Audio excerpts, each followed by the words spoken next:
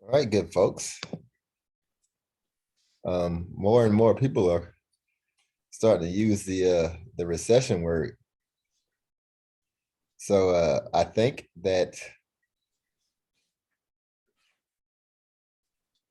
I think we can go ahead and kind of use that now. I think that we are approaching recession levels. A couple of the staple retailers in the US missed their earnings. And it's just a start, I mean, normally we can probably expect to see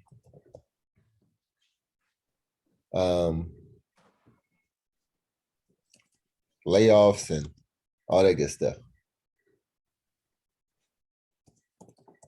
Good times. Do what, Shaw? I was just singing the Good Time song. It was like temporary layoff, good times.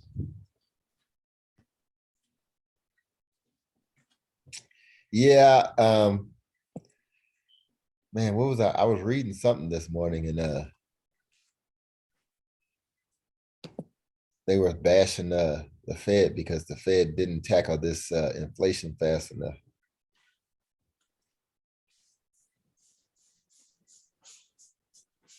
So I think we kind of beat that drum, on recession last week. But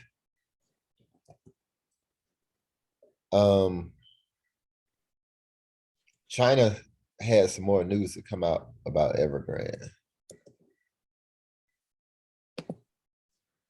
Where's China's news coming up? You said what, Shaw? When is their news coming out? They posted something yesterday, I believe. Yesterday we ended with a bang, so was the news good? No. Basically, yesterday, you mean in the Dow Jones? Yeah, all indexes do the same thing. So yeah. So all you got yesterday was a retracement, pretty much. It's pretty strong, it looked like on the chart that I saw. Dude, are y'all serious? It doesn't matter how strong it was. It was a retracement. Okay, so China has not released their news, or they did? I mean, what's the deal with China? Evergrande is not gonna, be able to pay their loan. They had structured some payments, but they're not going to be able to cover it because, since China went into lockdown, the home sales crumbled. So no one is buying homes in China.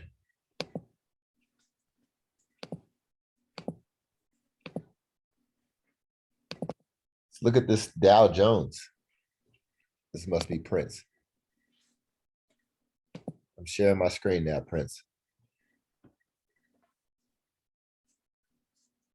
I know you thought we had a significant move in the market, Sean. No, I looked at it on a lower time frame.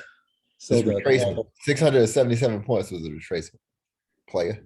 And if that is pretty. That is pretty significant. Well, listen to me, Sean. This is not a bullish order block. Regardless of what you're telling yourself and what you may want to believe.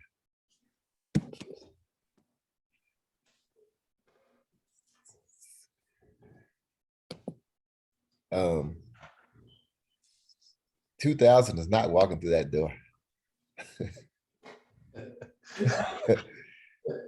A bull run is not walking through that door. Oh God. Hey, I just want to say this one thing and then I'm gonna drop it. I didn't say a bull run was walking through the door. I simply said I thought we had a decent retracement. Hey, well, yeah, it's always decent if it moves 600 points. That's a pretty decent move, especially when you're on the wrong side of it. Well, it might be, but if you're an inexperienced trader, don't be buying the Dow Jones, not in these perilous times. You want to look for your trades on the sell side, homie. All right, so I guess what I really wanted to do was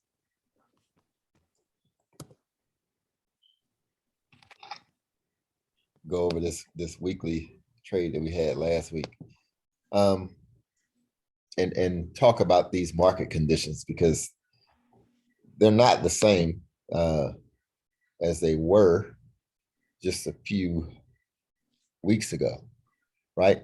So, what I've been doing is kind of back testing these weekly signals, and the movement, during that first week, a lot of times is just into the order block, and it pulls away a little, maybe, but you don't get the meat of the move until the following week. Sometimes the following 2 or 3 weeks. So those of you who traded this CAD JPY, I believe the meat of the move will be, this week. I think that's when you can expect the push down. I went and looked at it on the lower time frames. We got the break of structure. We had the pull back into basically the order block that sponsors the break. And now we're getting the push down. When you drill down, basically to this 1 hour order block, this is where I believe the entry will be. About a 20 pip stop loss. And if you take this trade down into the golden zone, it'll be about 359 pips. And even if you don't get all of those next week, which I'm kind of thinking that we probably will, with the uncertainty out there, I think the JPY will get stronger. So, really, if you're in any of those JPY pairs that are pushing down, which is all of them except for maybe Chef JPY, which is pushing up, you'll probably have a decent pip count, this coming week.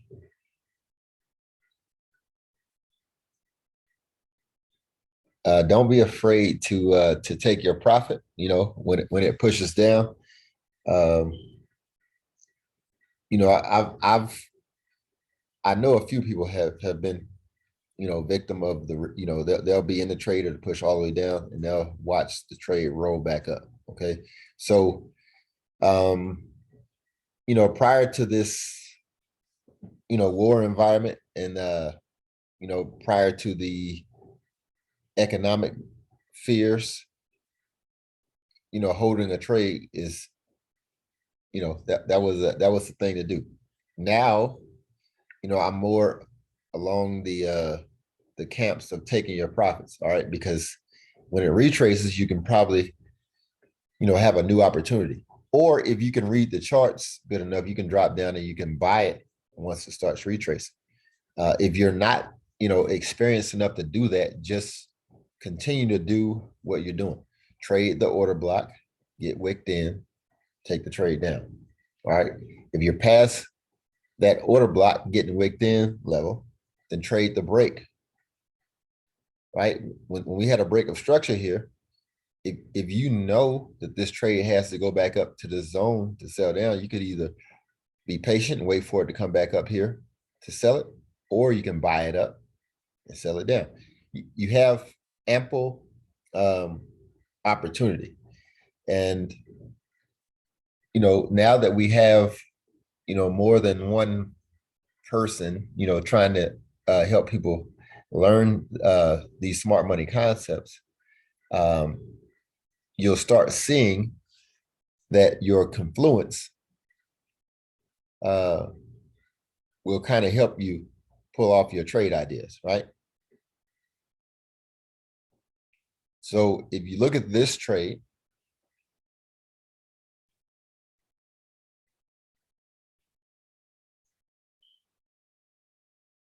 you will have several things play out, right? You'll see the trade come down. It'll hit you with that Wyckoff accumulation. Trade to push up, right? But you have a break of structure here. All we're waiting on is for the trade to push up into our area of our POI, our point of interest, right? Once it hits our POI, we can sell it. Where can we sell it? Back down to this break. So if you were waiting for this trade to come back and hit the POI, it hit Friday. It actually hit a couple of days ago. It sold down and it retested Friday or Thursday, Wednesday or Thursday, and it started pushing down. So if you're in this trade, it pushed down. What if you missed your entry? Not a problem. You see this break of structure here? You're going to get the same action. It's going to push back up. It'll give you another entry somewhere around this level.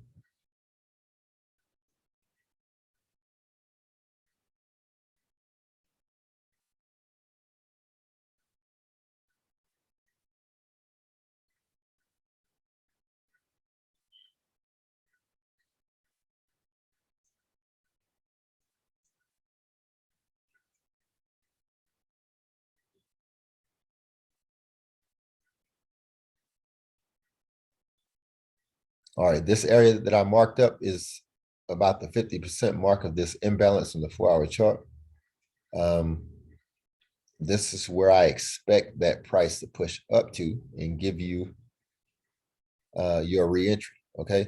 So this is the POI. If you notice, it's kind of close to the 78.6, which will be a decent retracement. And you can hop in this thing for the sale. All of this is just a little confluence, right? Everything that we talk about on an individual basis, and we talk about, you know, in different meetings or different settings, whether it's introduction to smart money concepts, whether it's on the 5 o'clock call or at the 8 o'clock or 10 o'clock call with, you know, Alicia and Brianna before she went out. All of this stuff that you're learning, you kind of put it together and the market will tell you a story. All right. If you're still framing your order blocks, it's the same thing, right? Your trades will line up accordingly. You know, now you just have a little bit more information and a little bit more detail that you can go and find your point of interest, right? So if you're struggling, you know, please attend these meetings, you know, go back and look at the videos. You know, they outline and they detail, you know, really what you should be looking for, okay?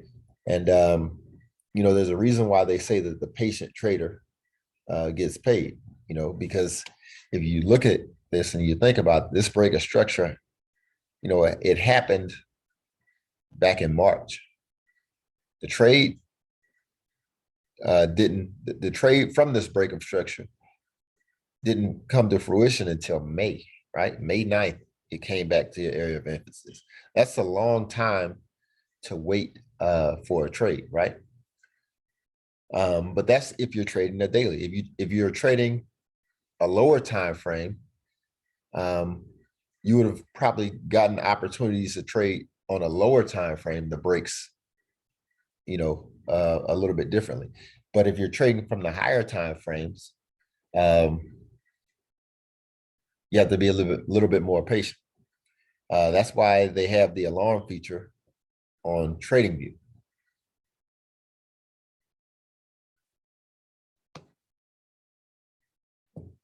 So don't get in a rush, you know, to hop in your trade, and don't worry so much if you take a bad entry, right?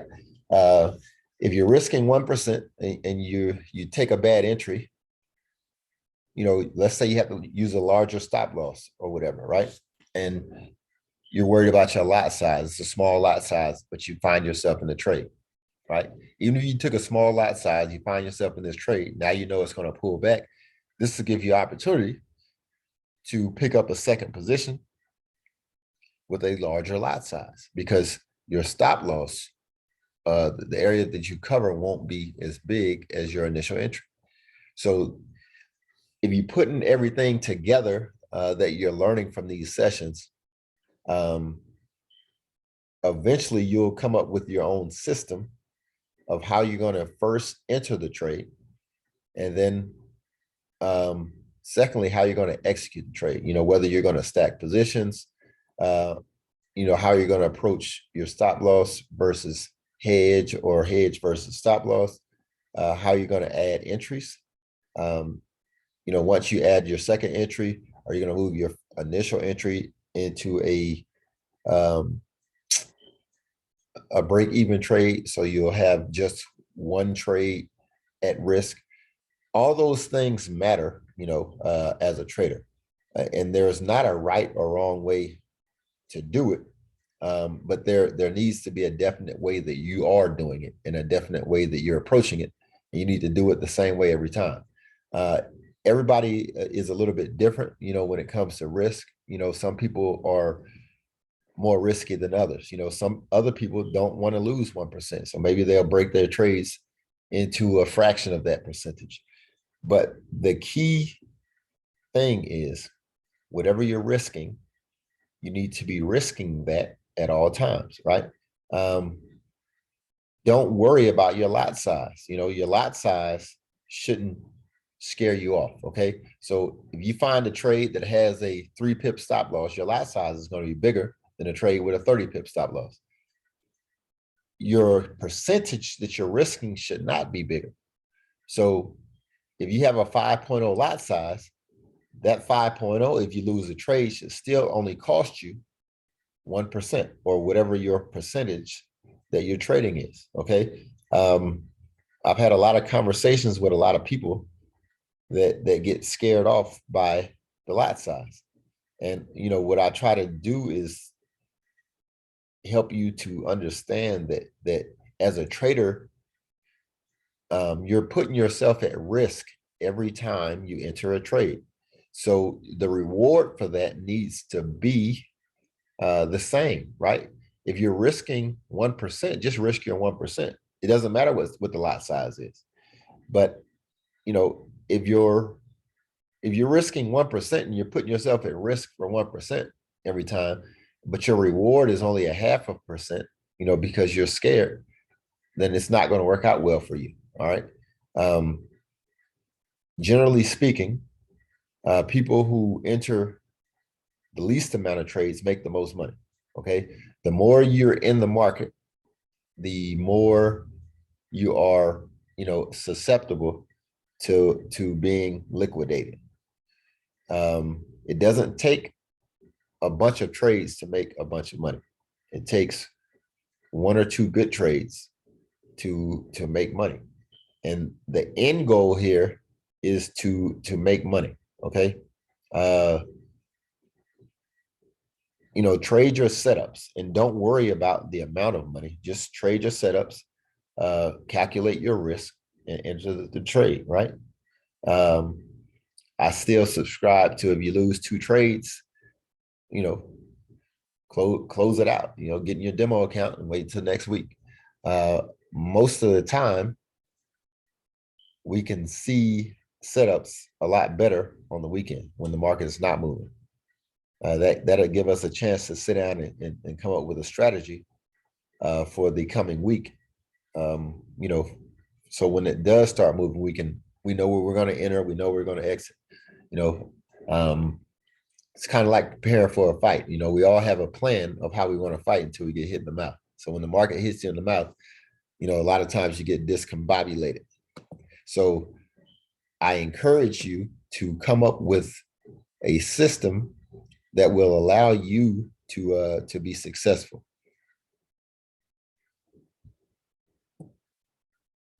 Shout out to you, Miss Leandra. I'm proud of you. I issued you a challenge and you smashed it. Thank you, Todd. I knew you had it in you. You just needed to hear somebody talk rough to you. It's true. It's true. I did have your voice in the back of my head. One day, huh? It only took you one day? Yeah, literally, like in 2 hours. That's what I like about the prop trading. Yeah, I was shaking and work was just messaging me all the time. I was thinking, bug off. I'm trying to trade. So the now you have to remember that you can only use a 2.5 no matter what for the first 3 months. Oh, is it? Yeah, yeah. Oh, that's fine anyway. That's fine with Well, it me. is, but if you use anything else, it's gonna blow your account. Even if you use, let's say you use a 1.5 and you try to hedge at another 1.5, it's gonna kill your account. So just make sure that you're cognizant of that. Oh, wow. Yeah, I'm gonna make my plan later on today for the account, but I don't plan on doing big, big trades or Well, anything like that. Or like, big like leveraging, a right. lot. Just take it I'm gonna take it easy. Okay. At least for 3 months. Or what, for 30 days until I get my first payout. Well, it's three months because they limit your lot size for 3 months. Oh, right. Okay. Yeah. I mean, you don't want to lose your account over something dumb, Oh, definitely. But after 3 months, you can go ham again. Gosh, I've got to be really careful though. But thank you for all your help. Like, honestly. Of course, of course. Don't know what I would have done without you and, the community. Yeah, just keep killing it. Yeah, I need to go on to pairs next though, because US 30, it can love you one day and then hate the next. Yeah, but just trade these pairs. CAD JPY is gonna sell. Do you know why? Because when I'm at work, I just don't go into the pairs. The first thing that pops up is US 30. And my alarm goes off for Will's strategy when the market opens. And then after that, I know at 3 o'clock that the market moves. Well, if you're fine with Will's strategy, just use Will's strategy. No, but then I use that as confluence to get into a trade. Right, but what I'm saying is you're whatever you're doing, you're successful with it, right? Yeah, I use smart money concepts plus Will's strategy and plus like a few of my own little things that I've learned from ICT and stuff like that. Okay, wash, rinse, and repeat. Just don't change. Okay. Just keep your lot sizes down and at least for 3 months, I mean, yeah, you'll be all right. Yeah, it's just in the back of my head, I was just thinking, just do not blow it, because then you're gonna have to start from the beginning again, and a recession is coming. So it is. You just need to just stack and save. That's all you need to do. Yeah, that's good though. I mean, and if you do blow it, at least you know how to do it again, right? I hope I don't. Well, I agree. I'm just saying, it's not the end of the world. Mm-hmm. So when you're taking these pairs, what's your lot size for, and how many trades do you take in a week? So listen, we just talked about the lot size. Lot size is based off the lot size is based off your stop loss. So it depends on what you're trading, right? So if you look at this from last week, this is a weekly chart here. Mm-hmm. So if I was reenacting this, if I was taking a short, mm-hmm. If I was just covering the body, it was a 28 pip stop loss.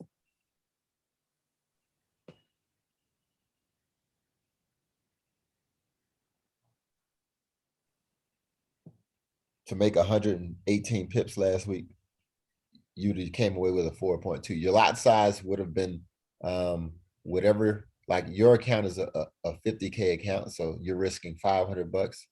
Yeah. 500 divided by 29, right? Or 28.2 to give you your lot size. What's 500 divided by 28.2? 17.7. So it's 17.7. So move your decimal 1 point to the left, and they give you a lot size 1.7. 1.7. So it's nothing more to it than that. I mean, I know that. So you would risk 1% on a trade, but what about if it doesn't move as? What about if you want to get into another trade? Well, and this no, one trade's not. No, I get in 2 trades. I'm risking 2% at a time max. Okay. If it doesn't move, it doesn't move. I'm stuck. Right. It's either going to win or lose, and that's the beauty of picking your trades on the weekend. You have plenty of setups. Every week I have several different choices. So you just wait until alarm goes off, and then that's it. Start looking for entries. Most of the time, what I like to do is if I have a trade that has a weekly order block that's a sell, and they have a daily order block that's a buy, that's the trade that I'm interested in, because I know it, I expect it to buy up, and it has the signals that it's going to buy up. And, I can take that trade, and it's a natural hedge, right? Yeah. I buy it until it starts selling. And it's simple. It doesn't necessarily have to happen fast, right? It could buy all week and never sell that week, and you're still going to make money. So you only take 2 trades a week? Well, this past week I took one US 30 trade because I made my 10%. Is that on the My Forex Fund account? Is it Accelerator? Yeah. The My Forex Fund account, and I have a The Prop Trading account. So I took one trade in both of those accounts. This week, that's all you've done? Yeah. Oh, wow. So you're a millionaire now. So listen, if you try to do more, it always ends up hurting you, right? Yeah. So why put yourself at risk? Plus, why? Yeah, the US 30 trade was a significant trade. Which one did you get in US 30? It wasn't Friday. Yeah, it was a sale, but it wasn't Friday. It was the day that moved 1,000 points down. Oh yeah. Thursday. No, I didn't catch all 1,000. I didn't catch all 1,000 points. You don't need all 1,000 points to make money. You don't, but I'm just saying, let me see, US 30. I believe it was Tuesday when it had the plunge. Yeah, that's the day.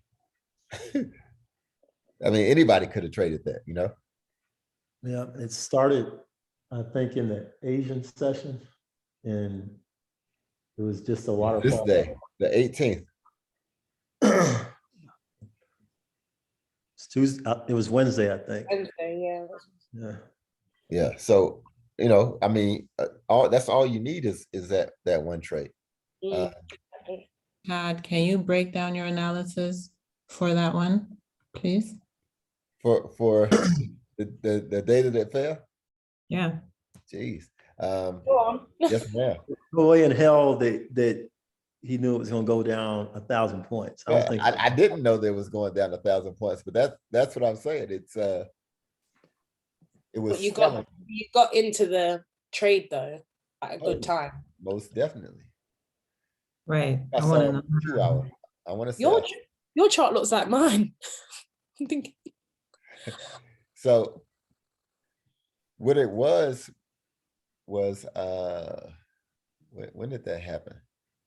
The 18th. Started Wednesday. No, but I'm just saying, but there was a break. There was a break of structure, and then we had a daily. All right. See this break of structure here? Mhm. Yeah. Yeah. The market pulled back.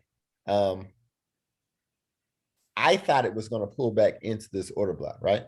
So did I. So did I. So, That's what I missed. so But then listen. So here's what happened. Remember I told you guys about these lines here, Mhm. these moving averages?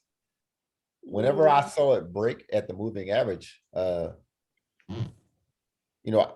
was waiting to see if it was going to pull back and keep going higher, but it kept falling and kept falling. And once it broke the low of this green candle, I knew it was game on. I just had to find an entry. Hold on. So how did you mark up those moving averages? How, when did you, 9 and 13 on my chart. so when did you mark the moving averages up? What day? Was that at the start of the week? I don't mark them up. I mean, they're on my chart. So I just notice them, I just use them as confluence. So I think whenever I talk to the 5 o'clock guys on Tuesday all the time. And I talk about these moving averages when it comes to the JPY pairs, because a lot of times if something is in a hard buy or a hard sell, you're not going to get an order block, right? You're going to move up to that moving average, and the next candle is going to push away from the moving average, right? So that's if it's in a hard buy or hard sell. In the US 30, it's definitely in a hard decline, but I thought that we got the break. I was looking for the price. You can see I have the POI marked here. But whenever it didn't close above, like this next candle didn't start pushing up, I noticed that we were at the moving average. So I couldn't just hop in right here, even though I would have liked to, but I didn't want to be greedy. I waited until I saw it break the low of this green candle. And that happened pretty quickly. I want to say it was close to the open when that happened. Like I'll get on, and I don't trade Will's strategy. But I'm like Leandra. Like I look at it and I see how the open goes. But I'm more with the smart money concepts. That makes more sense to me. So once I want to say this is probably around the low. Once it broke through there, I hopped in the trade for the sell. And it took me maybe one of these 2-hour candles.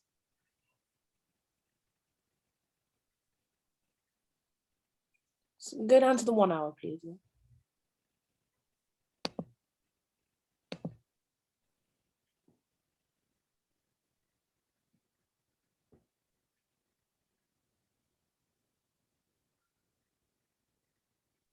But did you actually enter on the 2H? Todd? So did I enter on the 2H? No, I entered on a pullback, Or which time frame? I don't remember. Maybe it was a 15-minute. Order block there as well.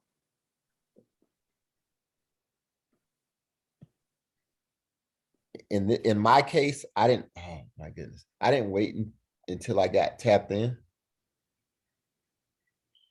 How do I hit the back button right here?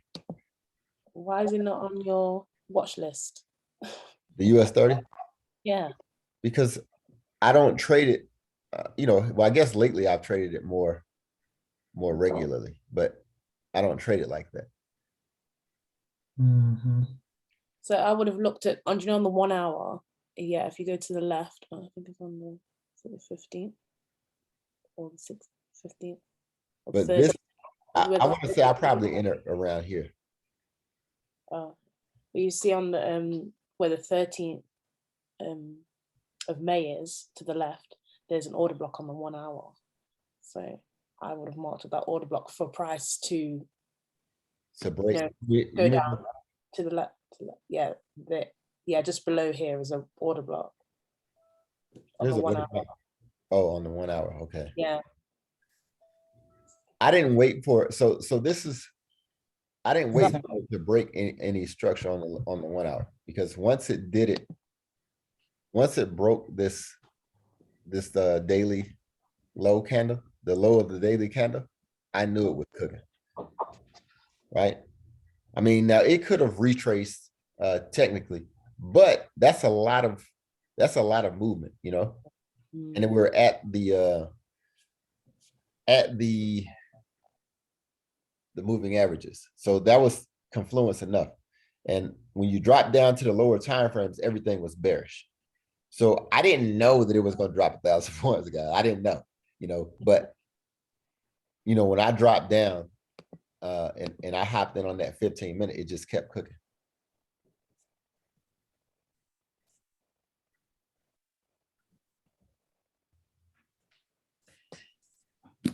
So, you know, sometimes you Even at, I think it's at 6 o'clock, 6 to 7, no, 8, you can see fair value gap on the 15. If you go up, go up, go up, go up, keep on going up. We're in between the two blue lines, fair value gap, and look, price has gone into that fair value gap. right here, you mean? Yeah. Yeah. Then, But I wasn't in it way up here. I know, but you can Yeah. see good entries.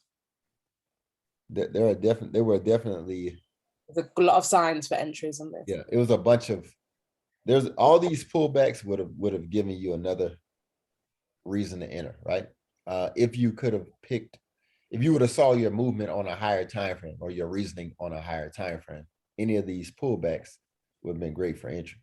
But you know, just like I tell the guys at the 5 o'clock, if you look at this on the 15-minute, every time the price gets to this moving average, whenever this is a killer trend like this, it's going to cook. You're not going to get your traditional order block with a tap in whenever something is falling like this. Order block. What's your moving averages set up? I have a 9 and a 13. Now listen, guys. You go on the settings. Let me screenshot, please. Oh. Because I use alligator still. You should use a crocodile. No, but listen, I don't want y'all to I don't want you to get caught up with. Thank you, I've done it. Okay. I don't want you to get caught up with your moving average. This is just no, because I use the same thing. Okay. And when I was trading US 30 on Friday, I used the alligator as confluence when price. Yeah. So it was retracing. I knew it was going to go back down. There you go. If you use it as confluence, it's not a problem, you know, but don't just solely use the moving average. I guess that's just a message I don't want to confuse people on the call. But yeah, so that's what I was looking at, Elfie. It was kind of unorthodox, right? Because it's not the way I would typically do things. Like I really expected price to come up here, but since it started cooking at the moving average, it made me kind of change up the way I would typically enter a trade. Does that make sense? Yes, my question is the confluence for the moving averages was what? If it stays below, like if the candle does not close above the moving average, that means Okay. it's not. So listen. Or continue. All right. Let me break it down, Todd. Let me break this down. So, Elfie, first off, when I first learned how to trade, I spent a lot of time listening to Oliver Velez, right? You ever heard of Oliver Velez on YouTube? Yes. Yeah. So Oliver Velez is an old school trader. He doesn't use smart money concepts. He's a retail trader. He uses a 2-minute chart. He doesn't even call the candles what they really are. You know, like he has elephant bars and all that stuff. So here's what I want to listen. I mean, he's very successful in what he does. So, you know, all of it can be used. So I just want you to understand that that's where I kind of got started with the moving averages. So I would suggest that if you're going to do something like this, that you go and do some research, you know, on the moving averages. But here in a nutshell, this is how I use them, right? So if price comes to the moving average, right, but doesn't close above it, then it's going to respect it, right? See how it comes to the moving average, it closed, but the next candle doesn't go above it and close, it's pushing down. It's going to respect the moving average. And I know before y'all jump on me, this is a daily chart, and how would you know it's not going to close below the moving average?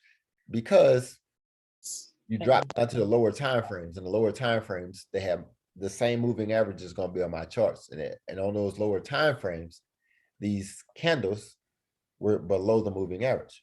Show us on the lower time frames, please. I will. But in this case, this candle closed on the moving average, right? So on Asian session, like my brother is saying, it started cooking. Now, if Asian session had pushed up,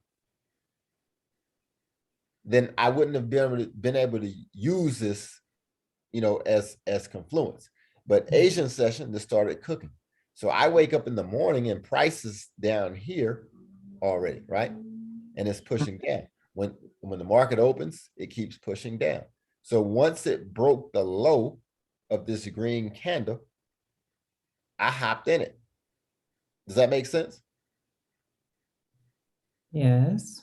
So if you look at the lower time frames, we can start with the 4 hour. Prices below the moving average. And here's where it was really below the moving average, right? Like this is around the time that I was looking. So like to me, it's like, man, like there's no way that this price is going to push back up above the moving average. It's cooking, it's falling like off of a cliff. If you go down to the 2 hour, falling off of a cliff. Is there another confluence when the two moving averages are far apart? I will let you, I will listen to Oliver Velez on that, right? So, and hear me out on this. Oliver Velez uses a 200 and a 20 primarily, right? Have you ever heard of the term golden cross or the death cross? No. So I don't, yeah. Anyway, whenever the moving, what does that mean? What does that mean? So a golden cross means something is going up, and a death cross, I'll just show you. It means something is going down. Price crosses over, I forget which one, but price crosses over the moving average. One average crosses the other one going up, and one crosses the other going down. All right, the 20 crosses the 200. Like this is a death cross here. The 20 crosses the 200 going down. That's a death cross. So if you can catch price once this candle closes right here, you see how this candle closes below? Now the moving average doesn't show you.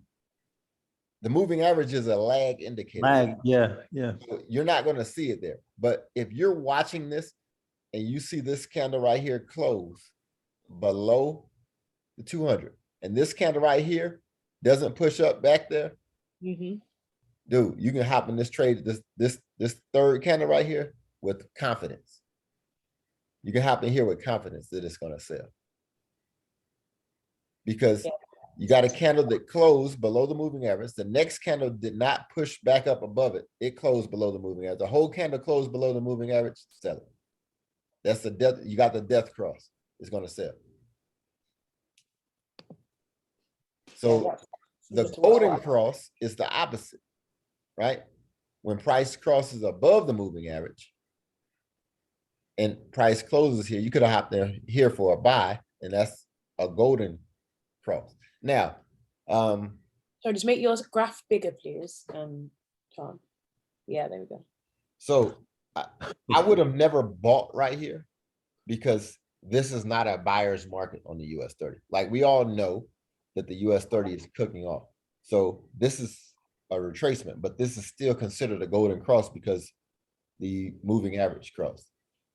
So the reason why I don't want to get people caught up in these moving averages is because you still want to look at the market the way you're supposed to look at it, like from the higher time frames.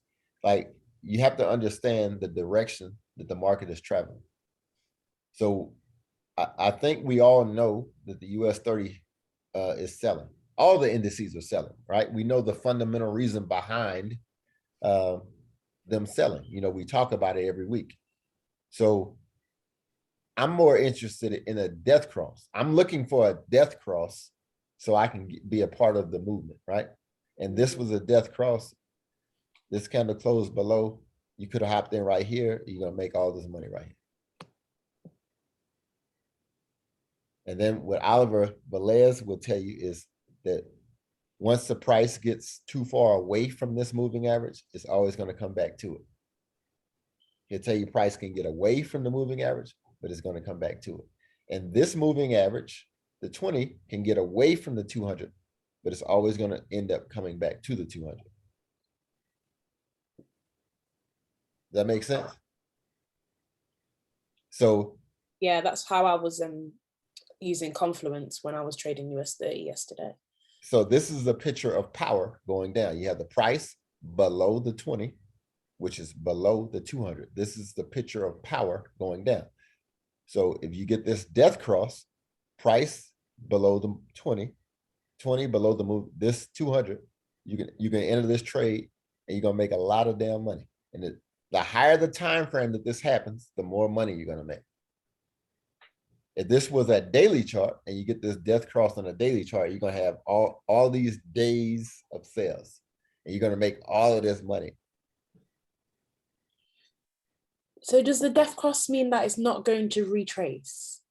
No, it doesn't mean that. Got plenty of retracements. You can see them on. There's a bunch of retracements, but what it means is it's going to sell for a while.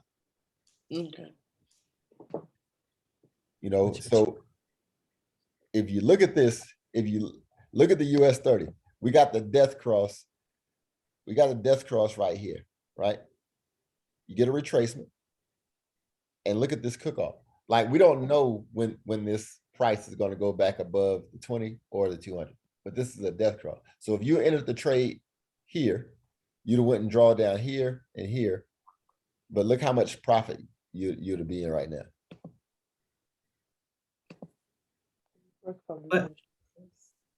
But when you were showing us earlier, you used the 9 and the 13. So you have all of these, all 4 on there. And no, I just changed this, Elfie. I changed it because I wanted to explain what a death cross and a golden cross was. okay, but for your particular trade, you did not use the death cross or whatever, did you? No, I didn't. I didn't. Okay. I just understand the concept because I studied what Oliver Velez was putting down. Right. Okay. So for my purposes,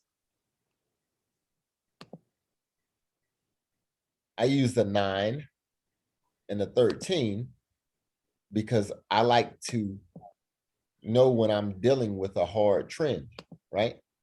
So this is confluence whenever the trend is a hard trend, you know, and really the reason why I put it on my chart was because I was trading the JPY pairs, right?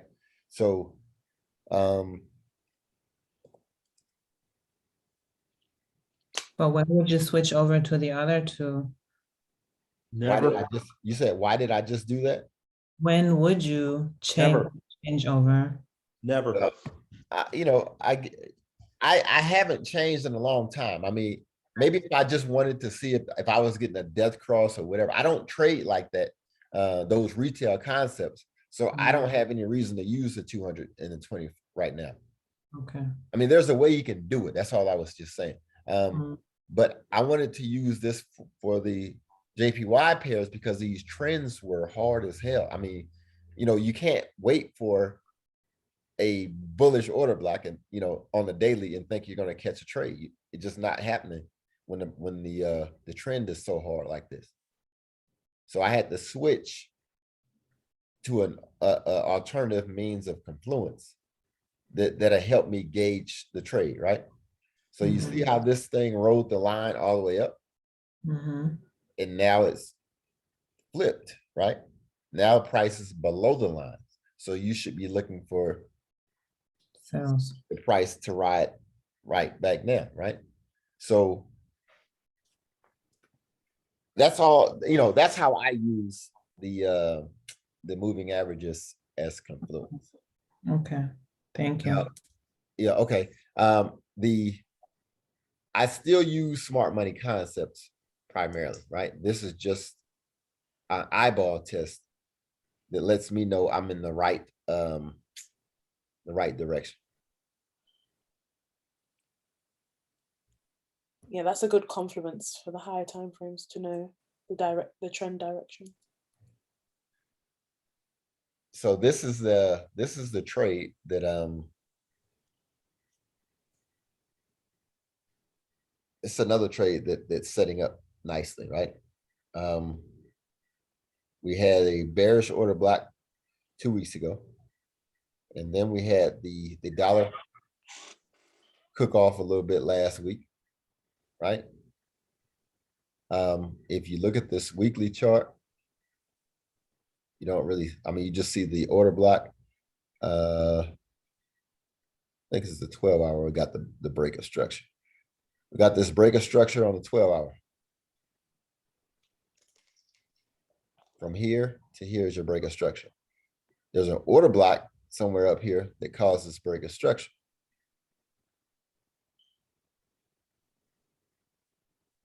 So when I drop down, I see the order block on the 8-hour that causes break of structure. Right? There's a smaller break of structure or there's a break of structure on the smaller time frame that's also confluence for me. What sponsored this break? It would be the order block would be somewhere up here. So if you just keep dropping down, which I did,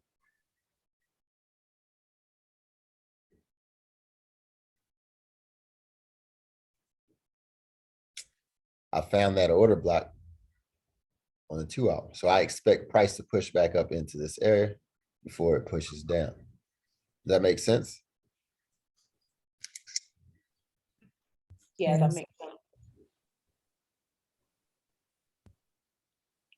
Is Alicia or Brianna on the call?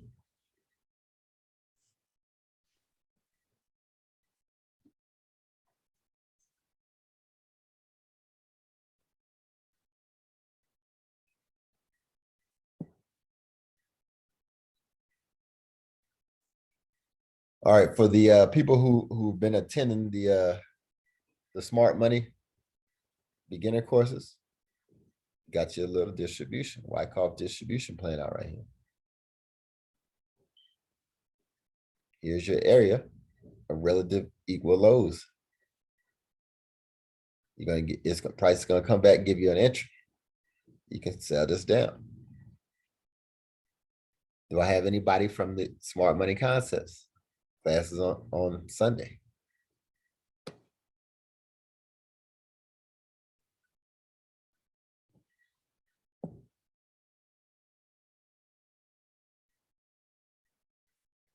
We've been talking about Wyckoff the last couple of weeks. So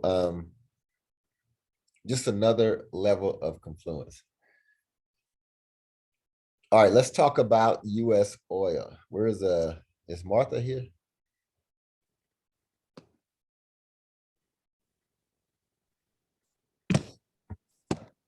Martha's not here.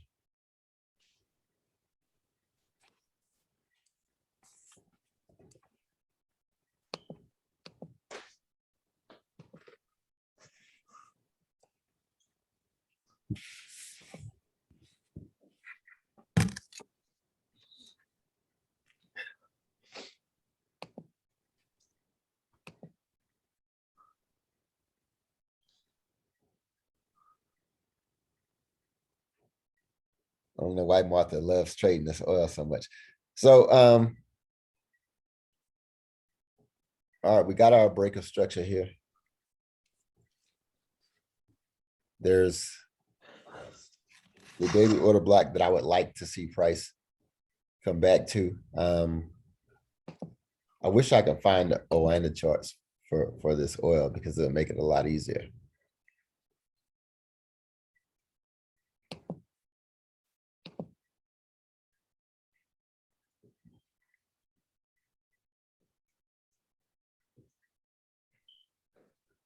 Oil is very wicky, but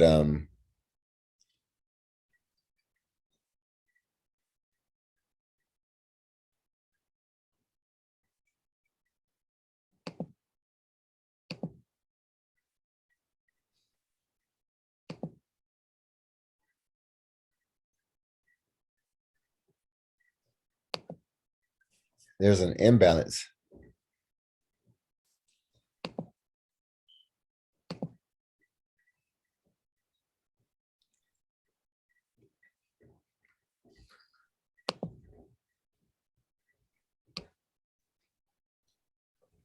So what's the bias? The oil is going higher?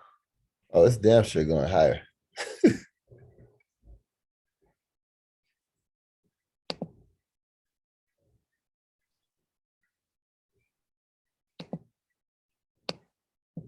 Yeah, the only thing about Brent oils is it's the UK version.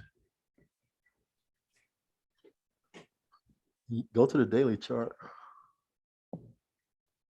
I am, homie.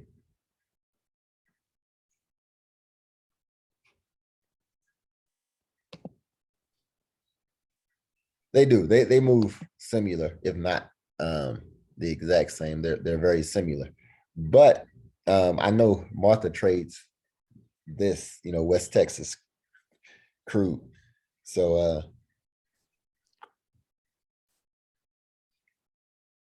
I always try to break this down. So this daily order block sponsored this break of structure. So price should trickle back down in this area. This green line is the imbalance. I would look for it to tap in and then push back up to these highs up here. Throw the fib on that. Throw the fib on it.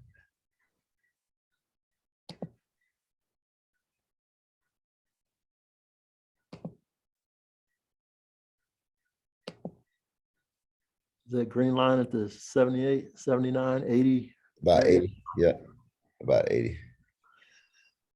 Yeah. I'm kind of at a point myself where I don't enter nothing if it ain't at 78 or you know what I mean? If I don't get a 78% pullback, I'm not entering the trade. That's what I've learned, over the course of the last few weeks. I mean, that's the best entry point in that area. And, it reduces your loss rate greatly if you are patient enough to wait for a 78% pullback. Well, I agree. But everybody's not that patient. I hear you. I just wanted to throw it out there. I mean, that's what ICT said. In fact, you need to go ahead and give him his credit. Don't say you don't do it. Just say give him his credit. Well, hey, you can have it.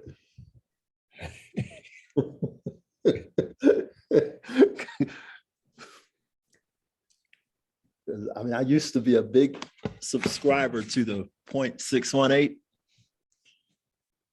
but I've become a 78.6 guy.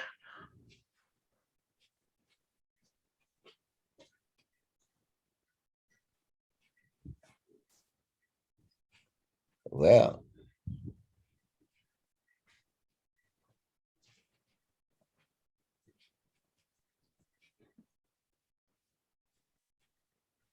there are a few decent trades set us.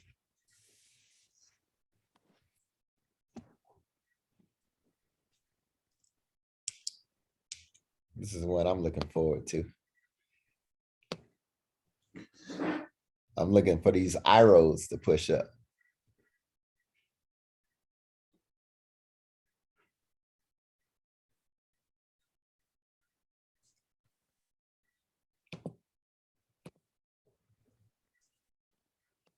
Y'all know what it is. We got that structure break. We got a bullish candle. We got a couple of hundred pips to play with before Germany gets news of their recession.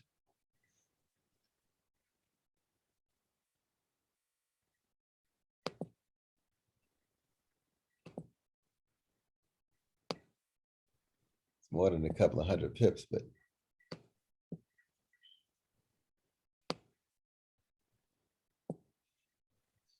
so instead of using this 129 pip stop loss, we can refine this stuff down.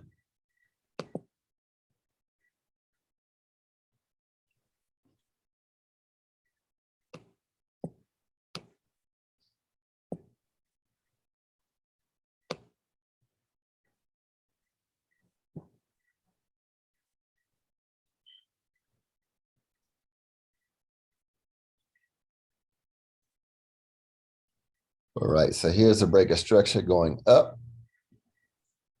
There's a smart money concept order block right there.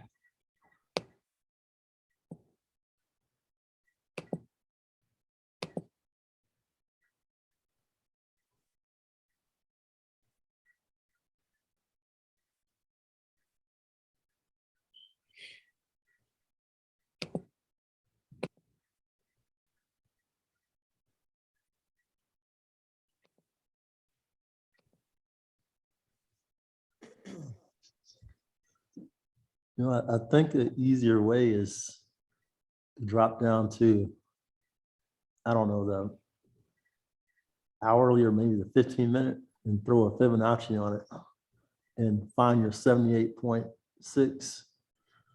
And that's probably where your entry is.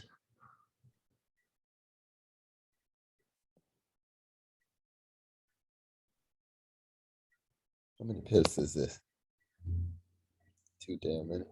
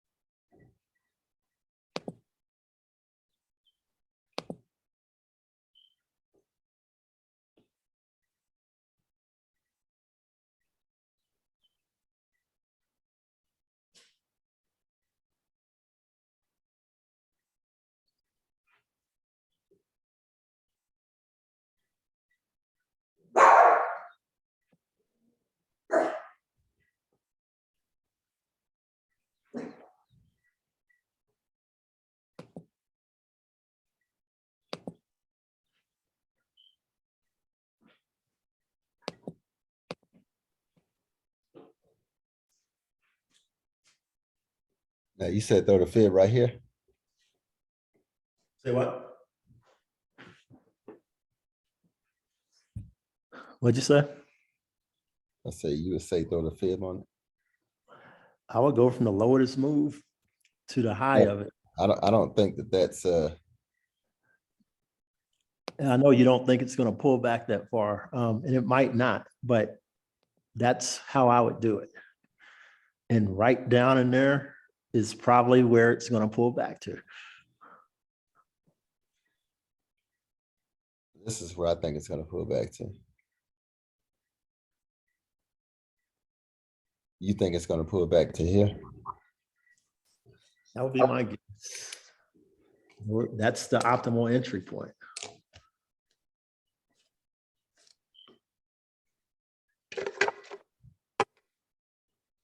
We'll see.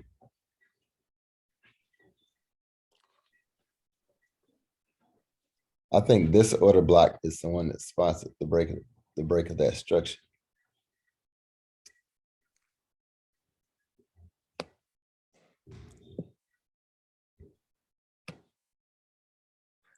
What's the difference between where you think it is and the 78.6? How many pips is that? Probably not very many.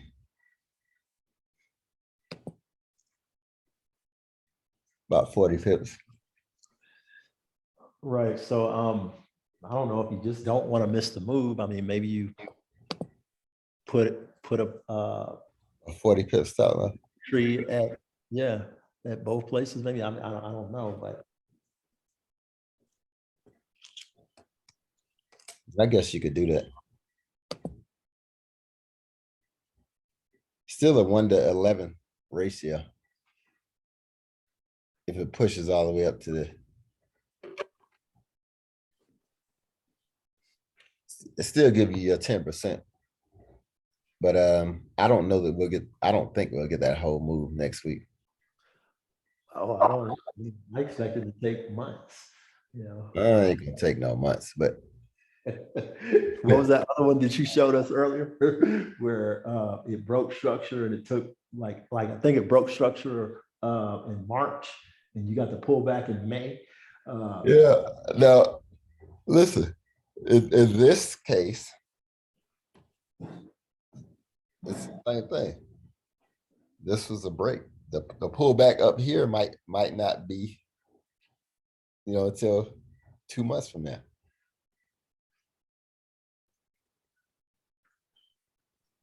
It might take 2 months for it to go way back up there, wherever it needs to go. But that's beside the point.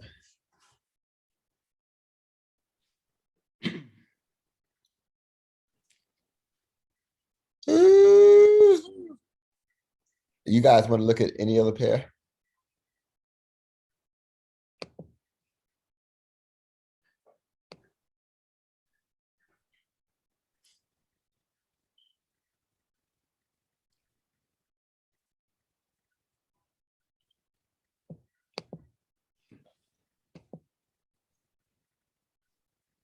I guess I'd be like Garfield. Well, I'm gonna take me a nap, like Garfield. Just be patient with your trades this week. I guess the dollar just started to crumble. I don't know how long it will last, but I can tell you it got a ways to go. So the pairs against the dollar, especially the euro, if you look at this Dixie, the euro is going to push pretty hard and pretty far up as the dollar crumbles. High inflation is the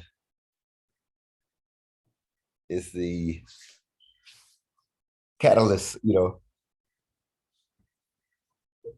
behind the 50, the half point interest hikes. And higher interest rates make homes unaffordable.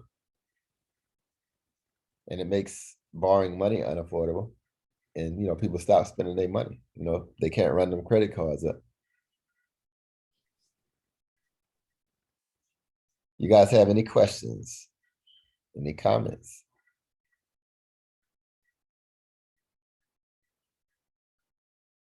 I will talk to you guys in the chats this week.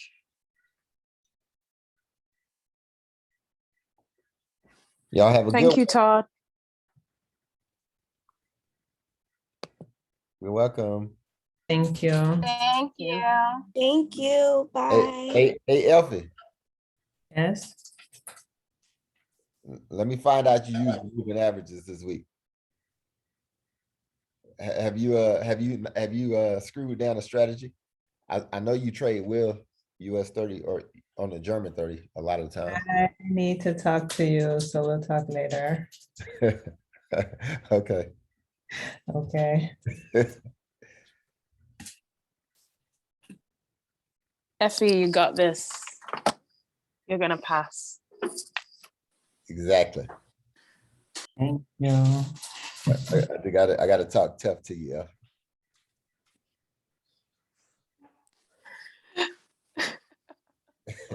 TT.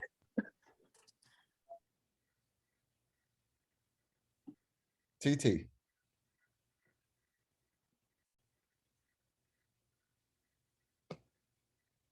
I think TT ran. TT, you're on mute if you're talking. Hello? How's your trading, TT? What do you say? I said, how is your trading? Oh, I'm doing good. I mean, I paused for a little bit, but because you know it was like graduation and all that kind of stuff, super busy. So I couldn't really trade and do a whole lot of stuff because I was not focused. But I'm back in the business now. Okay. I did a little bit of trading yesterday. But how is your discipline around it? Like, are you trading wheel strategy? Are you trading more than one strategy?